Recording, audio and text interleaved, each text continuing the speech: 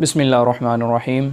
अस्सलामु अलैकुम dear students, welcome back to another video. Students, इस क्वेश्चन नंबर 3 के अंदर हम ना सिर्फ ये देखेंगे कि ये ए बी सी पार्ट्स को किस तरीके से सॉल्व करेंगे, बल्कि आज की वीडियो के अंदर एरिया, पैरामीटर एंड वॉल्यूम का मैथमेटिक्स के साथ साथ फिज़िकली भी थोड़ा सा इसको समझेंगे कि फ़िज़िकली ये क्या चीज़ें हैं।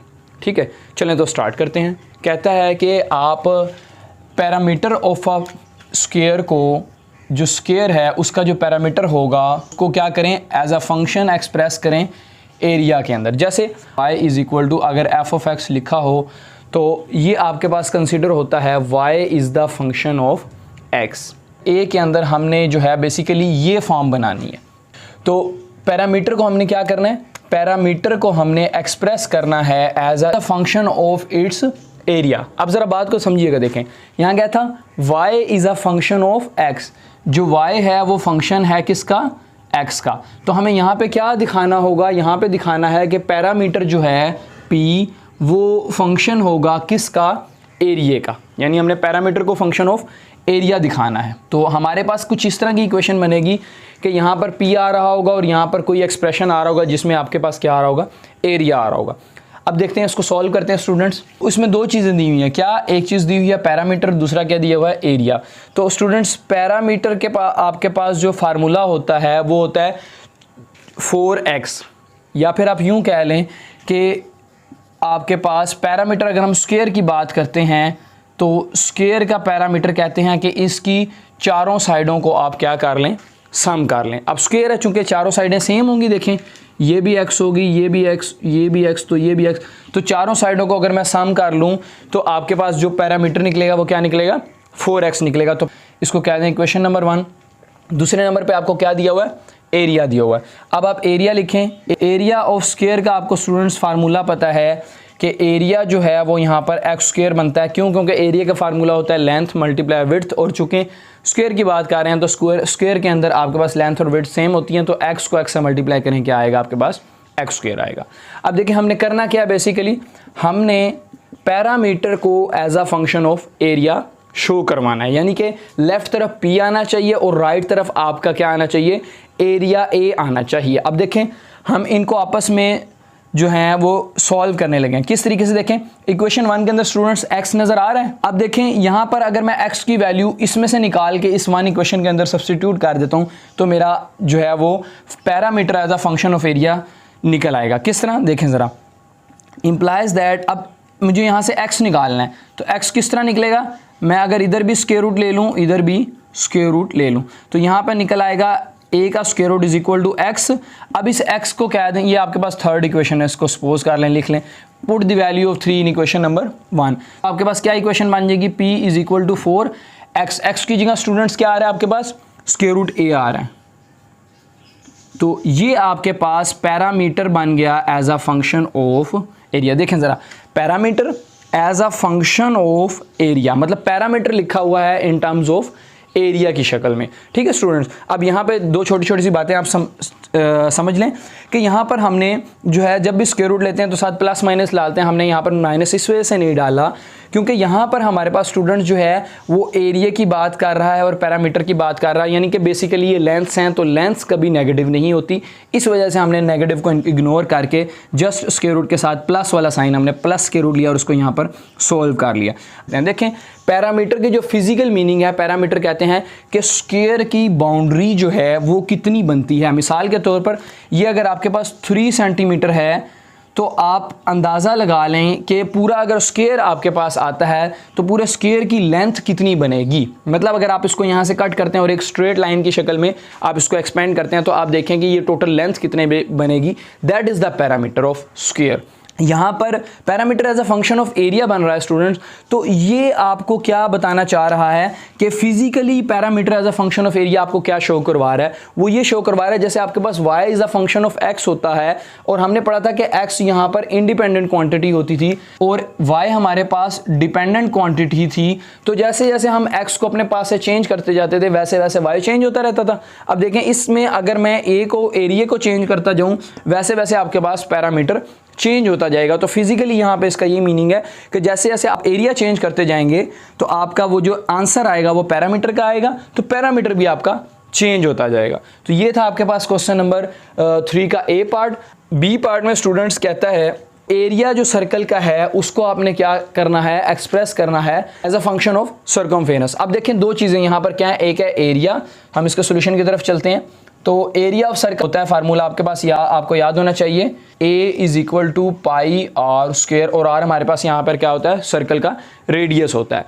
तो ये हमारे पास एरिया ऑफ सर्कल आ गया। और देखें सर्कमफेरेंस ऑफ अ सर्कल का आपके पास क्या फार्मूला होता है, c is equal to 2 pi r, ये सर्कमफेरेंस होती है, सर्कमफेरेंस ऑफ अ सर्कल।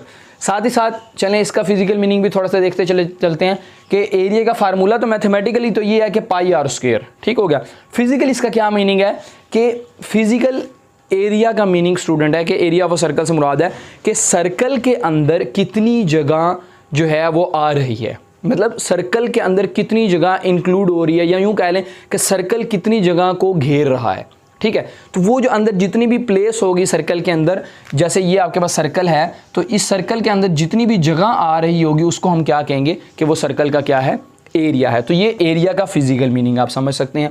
और इसी तरीके से सर्कमफेरेंस किसको कहते हैं, सर्कल की सर्कमफेरेंस से जैसे हमने यहाँ पर पैरामीटर पढ़ा, इसी तरीके से यहाँ पर सर्कल के केस में वो कन्वर्ट किस में हो जाता है, वो सर्कमफेरेंस मान जाता है, यानी कि boundary of the circle. Circumference किसको कहते हैं कि यहाँ से लेकर यहाँ तक अगर आप चलें, दोबारा इसको काउंट करें तो इसकी कितनी बाउंड्री बनती है। ओके होगा स्टूडेंट्स।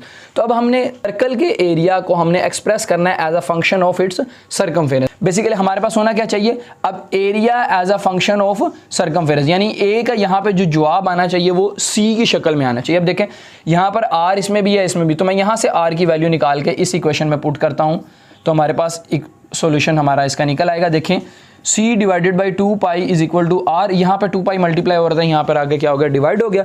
अब इस r की वैल्यू को आप क्या कर दें, 1 में सब्सटीट्यूट कर दें। जब इसको 1 में सब्सटीट्यूट करेंगे तो a is equal to pi r square, r की जगह क्या है students, c divided by 2 pi, जब इसका स्क्वायर लेंगे तो ये pi as it is c square divided by 2 का स्क्वायर 4, और ये पाई स्क्वायर, ये पाई एक पाई से कैंसिल हो गया।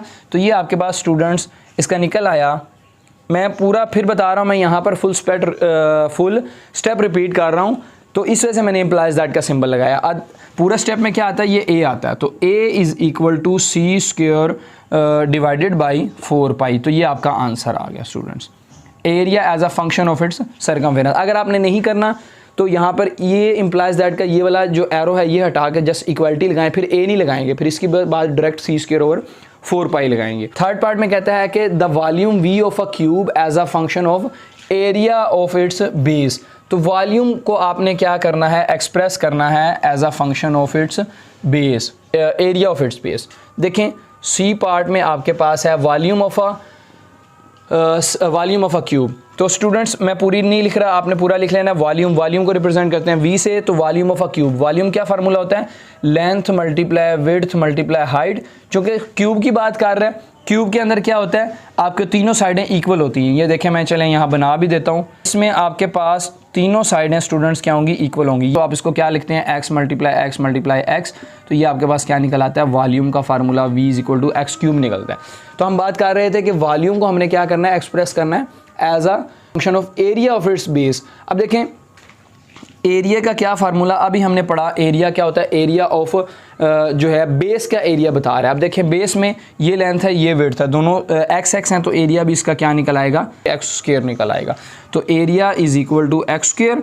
अब हमने क्या करना है, हमने एक्सप्रेस करना है क्या, वॉल्यूम को एज अ एरिया में एक्सप्रेस करना है। तो एरिया में से यहाँ x की वैल्यू निकाल कर यहाँ पुट करेंगे, तो इसको कह दें इक्वेशन 1, इसको कह दें इक्वेशन 2। इक्वेशन 2 में से from two a square root is equal to x आ गया। देखें मैंने इधर भी स्क्वायर रूट ले लिया और इधर भी स्क्वायर रूट, यहाँ स्क्वायर से कैंसिल हो गया स्क्वायर रूट, तो आपके पास क्या बच गया, x की वैल्यू।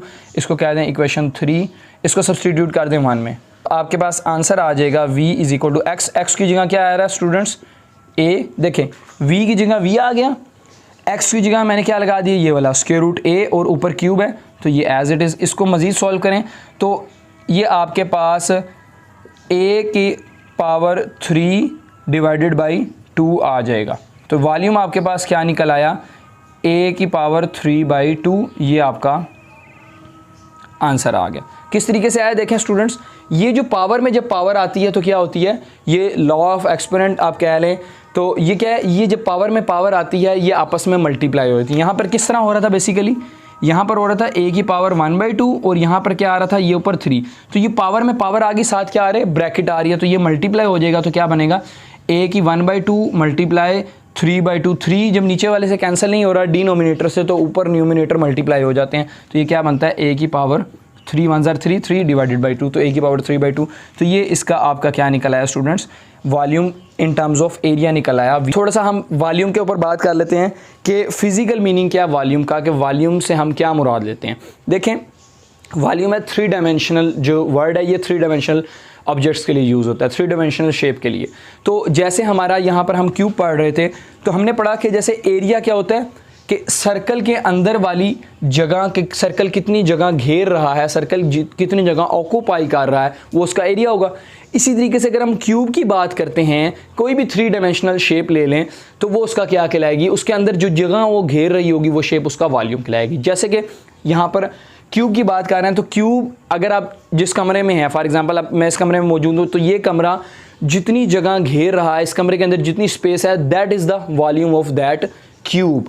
अगर इसी तरीके से एक और एग्जांपल बात करें, अगर आप फुटबॉल लेते हैं, फुटबॉल जो है आप खेलने वाली फुटबॉल, तो उसके अंदर जितनी स्पेस आ रही होती है, जितनी वो स्पेस घेर रही होती है फुटबॉल, वो उसकी क्या कहलाता है, वो उसका वॉल्यूम कहलाता है। तो उम्मीद करता हूँ आज की वीडियो आपको पसंद आई होगी। अगर वीडियो पसंद आई है तो काइंडली मेरे चैनल को सब्सक्राइब भी कर दें और बेल के आइकन को भी प्रेस कर दें, ताकि इसी तरीके से आने वाली मज़ीद वीडियोज़ आप लोगों तक बआसानी पहुँच सकें। मिलते हैं नेक्स्ट वीडियो के अंदर, तब तक के लिए अल्लाह हाफिज़।